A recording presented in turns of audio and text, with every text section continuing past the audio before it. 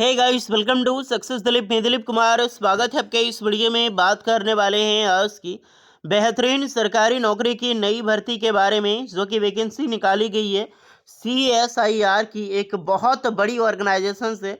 बिल्कुल HAL जैसा organisation CSIR NAL की तरफ से परमानेंट सरकारी नौकरी की नई वैकेंसीज निकल चुकी है, जो कि ऑल इंडिया के कैंडिडेट अप्लाई कर सकते हैं। That is great opportunity. All India के फ्रेशर कैंडिडेट अप्लाई कर सकते हैं और बहुत अच्छी सरकारी नौकरी है। नाल की तरफ से ITI टेक्नीशियन की ग्रेड की पोस्ट पर वैकेंसी से निकल चुकी है, तो मौका मत छोड़िएगा डियर। जैसे आपका HAL है, हिंदुस्तान एरोनॉटिक्स लिमिटेड, बिल्कुल उसी प्रकार सेम टू सेम एक कॉपी डिजाइनिंग है CSIR NAL, national aerospace laboratories. तो दोनों मिलता जुलता आपका डिपार्टमेंट भी है, जॉब भी वैसे ही है, परमानेंट सरकारी नौकरी है। सो मौका मत छोड़िएगा। चलिए डिटेल नोटिफिकेशन वाइज डिस्कस करने वाले हैं कौन कौन से कैंडिडेट अप्लाई कर सकते हैं, eligibility condition, selection process, application process वगैरह आपकी क्या होने वाली है। Let start now. आगे बढ़ने से पहले चैनल पे नए so please do subscribe and hit the bell icon, ताकि इसी तरह लेटेस्ट सरकारी नौकरी की अपडेट आपको हमेशा मिलते रहे। हम इस वीडियो में डिटेल पूर्वक डिस्कस करेंगे कौन कौन से ट्रेड के कैंडिडेट, किस ब्रांच के कैंडिडेट इस फॉर्म को फिलअप करने के लिए बिल्कुल एलिजिबल है। तो मौका बेहतरीन है एक परमानेंट सरकारी नौकरी पाने का, सो मौका छोड़ने का नहीं। आप अपना ट्रेड, अपना ब्रांच ज़रूर कमेंट करके बताइए हमें, ताकि आपको रिप्लाई मिल जाएगी कि आप एलिजिबल हैं अप्लाई करने के लिए या फिर एलिजिबल नहीं है।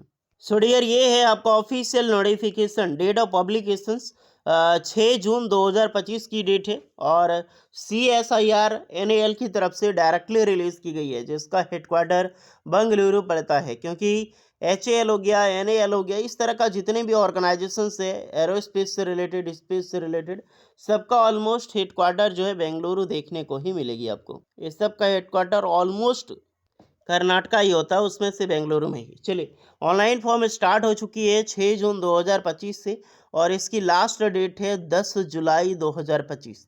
यानी कि आपको एक महीना से भी ज़्यादा टाइम मिला है फॉर्म अप्लाई करने के लिए। वैकेंसी किस प्रकार की है? Advertisement for recruitment to the post of technician grade 1 on a direct recruitment basis. तो टेक्नीशियन ग्रेड 1 की पोस्ट पर परमानेंट सरकारी नौकरी की ये जो वैकेंसीज है निकाली गई है। Ministry of scientific and industrial research और ministry of science and technology के अंडर में ही ये डिपार्टमेंट टोटली लीड करती है। ऑनलाइन एप्लीकेशन है, टोटली परमानेंट सरकारी नौकरी। वैकेंसी अगर आप देखा जाए, वैकेंसी बेहतरीन वैकेंसी है, technician grade 1। Number of post तो लगभग 90 प्लस वैकेंसी रिलीज की गई है, यानी 90 प्लस वैकेंसीज अप्रॉक्सीमेटली जो कि निकाली गई है और 90 कैंडिडेट की सरकारी नौकरी लगने वाली है, तो एक बहुत बड़ी बात है। लेवल 2 के अनुसार आपको सैलरी मिलती है, तो 19,900 से लेकर 63,200। जो टेक्नीशियन ग्रेड 1, जो टेक्नीशियन बी जो कि सैलरी पैकेज होती है आपकी इसरो में, तो सेम सैलरी पैकेज यहीं पर होगा 19,900 से लेकर 63,200। और in hand TA DA HRA लगा के जो अप्रॉक्सीमेटली आपको सैलरी मिलेगी, तो 38,500 रुपये अप्रॉक्स पर मंथ आपको सैलरी मिलेगी। यानी लगभग 40,000 पर मंथ आपसे वो सैलरी यहाँ पर आसानी से मिलेगी डियर। जो कि एज लिमिट डिस्कस करें तो 18 साल से लेकर 28 साल के कैंडिडेट इस फॉर्म को अप्लाई कर सकता है, जिसमें सारे कैंडिडेट को एज में रिलैक्सेशंस मिलेगी। पोस्ट में आपको रिजर्वेशन देखनी है तो जनरल के लिए 30 पोस्ट है, OBC के लिए 27 है, EWS के लिए 8 है, SC 15, ST 6 and out the way of देखो जो ESM के लिए 8 हो गया, स्पोर्ट्स 4 हो गया, PW 6 हो गया। इस प्रकार की रिक्रूटमेंट जो अलग से इंक्लूडिंग 3 बैकलॉग वैकेंसीज आपका जो है होने वाला है। तो रिजर्वेशंस भी अलग अलग क्राइटेरिया के हिसाब से रहेगा। बाकी बस DA HRA TA लेवल जो भी अप्रॉक्सीमेटली आपको मिलती है 10th क्लास सिटी में, ये सारा डिटेल्स पर आपको दिया जाएगा। चलिए क्वालिफिकेशंस पे डिस्कस करें तो क्वालिफिकेशंस अलग अलग बेसिस पे, अलग अलग ट्रेड पे बेसिस पे आपको मिलने को देखने को मिलेगी। लेकिन अप्लाई कौन कर सकता है? अप्लाई करने के लिए आपको फर्स्ट ऑफ ऑल 10th पास या फिर ITI होना चाहिए। फर्स्ट ऑफ ऑल अगर आप फ्रेशर अप्लाई करना चाहते हैं तो 10th पास के साथ आपका ITI होनी चाहिए। साथ में 10th में आपका साइंस सब्जेक्ट कर रखें तो that's great, science subject compulsory होगा विथ मिनिमम ITI सर्टिफिकेट या फिर नेशनल या फिर स्टेट, यानी कि NCVT SCVT दोनों अप्लाई कर सकर अगर आपने फिटर ट्रेड से किया है तो। फिटर में वैकेंसी देखा जाए तो फिटर में भी अच्छी पोस्ट पर वैकेंसी निकाली गई है। टोटल नंबर ऑफ पोस्ट है 25, देख सकते हो आप लोग। अगर आप 10th पास करके आईटीआई नहीं किए तो 10th पास करके आपने साइंस सब्जेक्ट के साथ 2 साल का एक्सपीरियंस लिया है फिटर ट्रेड में एज ए अप्रेंटिसशिप। 2 साल का अप्रेंटिसशिप ट्रेनिंग है फिटर ट्रेड में, आप अप्लाई कर सकते हैं। आपने अप्रेंटिसशिप भी नहीं किया, अपना आईटीआई भी नहीं किया है, तो आपने 10th पास करके डायरेक्टली 3 साल का एक्सपीरियंस आपने लिया है जिस ट्रेड की वैकेंसी है फिटर में, तो ministry, department, public sector, automobile body under किसी भी स्टेट पर गवर्नमेंट वगैरह या फिर स्टेट बॉडी से जुड़ा हुआ, तो आप अप्लाई कर सकते हैं। समझ में आया? या तो आईटीआई होना चाहिए या तो 10th पास प्लस 2 साल का अप्रेंटिसशिप होना चाहिए, नहीं तो 10th पास प्लस 3 साल का एक्सपीरियंस होना चाहिए। तो सिंपल, अगर आप आईटीआई पास आउट हैं without any experience, without any NSC, apprenticeship की भी ज़रूरत आपको नहीं है, आईटीआई वालों ज़रूर अप्लाई करना। आईटीआई फीडर के लिए पोस्ट देखो 25 वैकेंसी है। आईटीआई वेल्डर के लिए यहाँ पर निकाली गई है। टोटल वैकेंसी देखा जाए तो 2 वैकेंसी रिलीज की गई है। क्वालिफिकेशन सब में सेम होगा। आईटीआई टर्नर की वैकेंसी तो 3 वैकेंसीज, फिर 12 वैकेंसीज पर आईटीआई इलेक्ट्रिशियंस की वैकेंसीज जो है वो रिलीज हुई है। फिर आपको आईटीआई मशीनिस्ट ट्रेड वालों के लिए 8 वैकेंसीज निकाली गई है। देन आईसीटीएसएम के लिए जो ट्रेड है इन information communication technology system maintenance, उसके लिए अच्छी पोस्ट है, 4 वैकेंसी निकल दी गई है।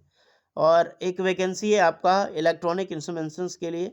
देन दूसरी वैकेंसीज आपका निकाली गई है मैकेनिकल, तो ड्राफ्टमैन मैकेनिकल ट्रेड है वो अप्लाई कर सकता। इलेक्ट्रॉनिक्स के लिए ट्रेड है जिसमें कि 11 वैकेंसी निकाली गई है। तो जो भी इलेक्ट्रॉनिक मैकेनिक ट्रेड है, इलेक्ट्रॉनिक्स से रिलेटेड ट्रेड है, ड्राफ्टमैन इलेक्ट्रॉनिक्स अप्लाई कर सकता है। एक वैकेंसी अलग से ड्राफ्टमैन मैकेनिकल है, 5 वैकेंसी रिलीज हुई है। और असिस्टेंट केमिकल लैब यानी कि लेबोरेटरी असिस्टेंट में 1 वैकेंसी है। फिर आपका इंस्ट्रूमेंट मैकेनिक के लिए 2 वैकेंसीज है। कोपा के लिए भी 2 वैकेंसी रिलीज की गई है यहाँ पे। देन मोटर मैकेनिक के लिए 1 पोस्ट है। फिर आपका इलेक्ट्रोप्लेटर के लिए यहाँ पर 1 वैकेंसीज है। जनरल पेंटर जनरल में यहाँ पर 1 पोस्ट है। फिर आपकी सीट मेटल वर्कर में भी 1 है। देन आपका ये हाउस कीपर में भी 1 वैकेंसीज होगी। कैटरिंग हॉस्पिटल असिस्टेंट में 1 है। एक्सरे टेक्नीशियन में भी 1 वैकेंसीज। फिजियोथेरेपी में भी 1 वैकेंसीज है। मेडिकल लैब टेक्नीशियन में भी यहाँ पर 1 वैकेंसी निकाली गई है।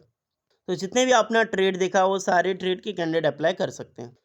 मोड ऑफ सिलेक्शन तो एग्ज़ाम्स होगा, रिटन एग्ज़ाम्स होगा, 2 स्टेज होगा, first stage and second stage.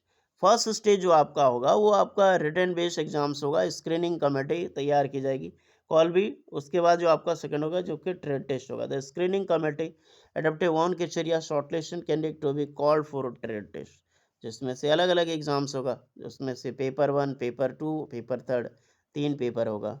CSIR SI conduct करती है। स्टेज 1 सबसे पहले ट्रेड टेस्ट होगा। ट्रेड टेस्ट के बाद शॉर्टलिस्टेड करके आपको फाइनल एग्जाम्स में बुलाया जाएगा, जिसमें स्टेज 2 में एग्जाम्स पेपर 1 अगर आप देखा जाए ओमर बेस्ड एग्जाम होगा, 150 क्वेश्चन का 10th ITI का स्टैंडर्ड 2.5 घंटे का एग्जाम, जिसमें से पेपर 1 50 क्वेश्चन पूछा जाएगा। आपका मेंटल एबिलिटी टेस्ट 100 कहाँ पे मार्क्स मिनिमम मार्क्स होगा। पेपर 2 आपका जो रहने वाला है वो जनरल अवेयरनेस, जनरल इंग्लिश रहेगा, 25-25 क्वेश्चन का, 75-75 मार्क्स का। ये इसमें कोई नेगेटिव मार्क नहीं होगा ना, यहाँ पे 1/3 का नेगेटिव मार्किंग होगा। देन पेपर 3 होगा। Paper 3 concept subject 50 question 150 marks का, यहाँ पर भी 1 मार्क की कटौती आपकी की जाएगी। जो भी आप फाइनल आओगे उसी के हिसाब से आपको शॉर्टलिस्टेड किया जाएगा for DV document verification, medical and then permanent सरकारी नौकरी आपको उसके बाद मिलेगी। तो यहाँ तक जो भी कैंडिडेट एलिजिबल हो गए हैं अप्लाई करने के लिए, तो गुड न्यूज़ है, आप बिल्कुल अच्छी अपॉर्चुनिटीज लेकर तैयार हुए हैं। अप्लाई ज़रूर कीजिएगा, एक बेहतरीन सरकारी नौकरी, परमानेंट सरकारी नौकरी। एज में सारे कैंडिडेट को रिलैक्सेशंस मिलेगी और ऑल इंडिया के कैंडिडेट अप्लाई कर सकते हैं, ऑल इंडिया के फ्रेशर कैंडिडेट अप्लाई कर सकते हैं।